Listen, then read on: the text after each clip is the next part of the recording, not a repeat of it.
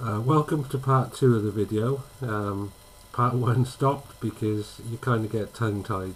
I'm not used to doing this sort of thing, but I thought I'd give it a go. So being a new car, as much insight into them as possible is going to be helpful.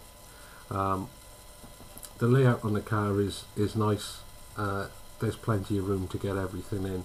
This wasn't a major ordeal like I've had with some cars in the past. So nice and easy to get everything set into it. You can actually build a car with shorties or saddles, so there's a few configurations. As you build the car, you'll see that in the manual. The other thing is that the car has got an awful lot of adjustment to sort of dial in, dial out any kind of handling characteristics that you do or don't want. There are multi positions there for the camber links on the back, shock positions. The car comes with all different roll bars.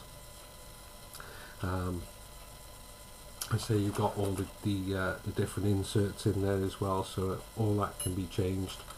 As a new car, it really did take me by surprise. So put it on the track, very first time I've run the car, and it just felt so easy to drive. As I say, a little bit biased because I'm a fan of the Carisma products, but I really am taken by this car, and I pretty much look forward every week to taking it out and running it up the club. It's definitely the car because I can't actually drive that fast with anything else. This, as I said, just inspires confidence. I think you're going to see a lot of these about. Spares wise, my shop will actually be stocking all the spares for these. Prices are pretty good. They're not as expensive as Team Associated. The quality is there. The only bits that are expensive are the sort of optional alloy parts, and they are quite expensive. But in all honesty, I think the items that are supplied on the car are enough. I don't think option parts are really going to be that necessary to fit. I mean, you've got CVDs on everything. It's all sprung steel, all carbon fibre. I think all you're going to need in your pit box is a few spares, probably something like hinge pins, inserts. I mean, the gearbox casings themselves, if you hit this car really hard, I think you're not likely to break the tower. I would imagine you probably break the top of the gearbox lugs there, if anything. But I mean, they're pretty substantial, and there's the actual support off the back of the gearbox that runs down through the car. The gearbox casings themselves, I've already put the prices up on the website. I think they're something like about £3.50. It's no major ordeal to change them. You've got 4 screws going on there, couple of screws at the back of the top plate, and that's it. The whole thing comes off.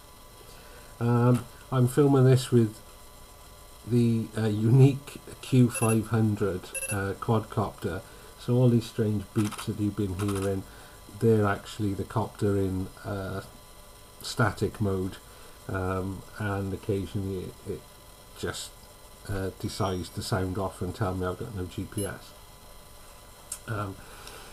All in all, it's a very nice car. It's very well screwed together. It's the same kind of money as all the other manufacturers, but to be fair, the effort that's gone into this car and the way that it handles, I think it's money well spent. If you buy this, you build it straight out of the instruction book, and if you're sort of like an average driver like me, you'll instantly feel comfortable with it. Craig Harris, who's put a lot of effort in helping to set the car up, he obviously drives at a completely different pace to me, because he laps me twice in 5 minutes. He will have a different sort of setup on this and make the car a lot more sort of edgy, if that's the kind of setup you prefer. So all in all, I'm very pleased with the way this kit built, the components in it, and I look forward to driving it every week. I hope this review was of some help to help you making a decision on whether you like a Carisma 4XS. Thanks for watching. Bye now.